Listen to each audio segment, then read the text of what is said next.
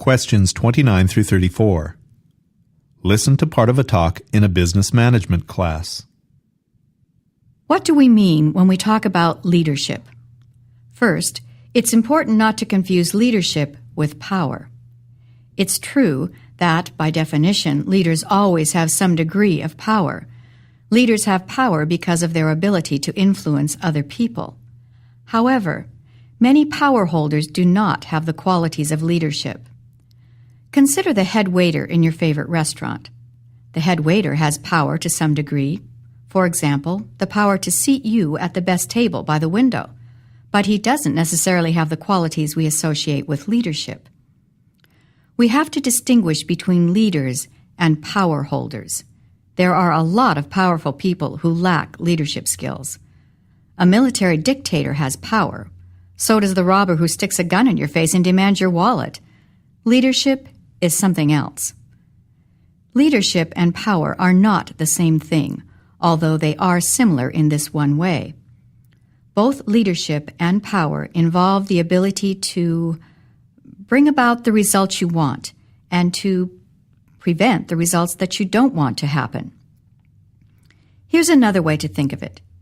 In sociological terms, power is simply the ability to bring about certain behavior in other people. For example, parents have power over their children, and they use it to get their children to behave in acceptable ways. Teachers have power, and so do mid-level managers, all as a result of their position. Where does power come from? The sources are varied. Probably the oldest source of power is the ability to use physical force, a source available to both the military and the biggest kid on the playground. The power that comes from physical might is not the same as leadership. Just think of the military dictator or the school bully. We don't usually think of these power holders as leaders, despite the brute force they use to control others. Wealth, position, the ability to motivate, all of these are sources of power. Being close to others with power is a source of power. That's why people gravitate toward political leaders. Some power comes from qualities people were born with, like physical beauty or the ability to influence friends. Science and technology are also sources of power. Corporations understand this and spend huge amounts of money on research, information systems, and consultants. Although leadership and power are different things, they're related in important ways. Consider, for example, a chief executive officer who has the ability to motivate people, a CEO with vision who can lift the spirit of his or her employees and bring about a rise in productivity. That is leadership. But consider this scenario. The company realizes they're sort of falling behind in the technology race, so the CEO responds by increasing the amount of money available to the company's research division. That is the exercise of power. Authorizing a spending increase could have been made only by a chief executive with the power to do so. Remember, both leadership and power involve the ability to accomplish the results you want, and successful managers understand how the two work together to make this happen. Number 29. What is the talk mainly about?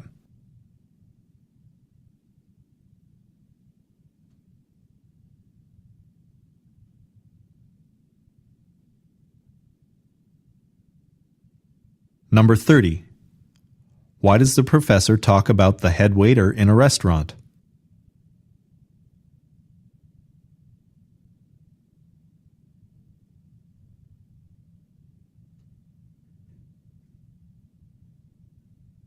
Number 31. Why does the professor say this? A military dictator has power. So does the robber who sticks a gun in your face and demands your wallet. Leadership is something else.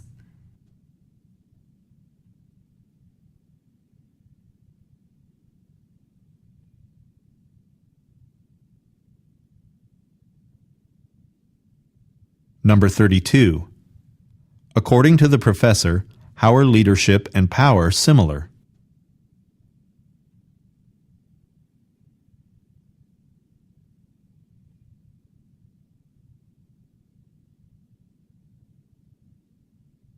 Number 33.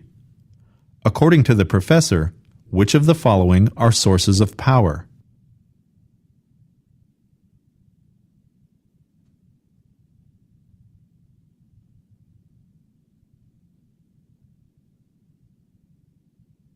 Number 34. Listen again to part of the talk. Then answer the question. Authorizing a spending increase could have been made only by a chief executive with the power to do so.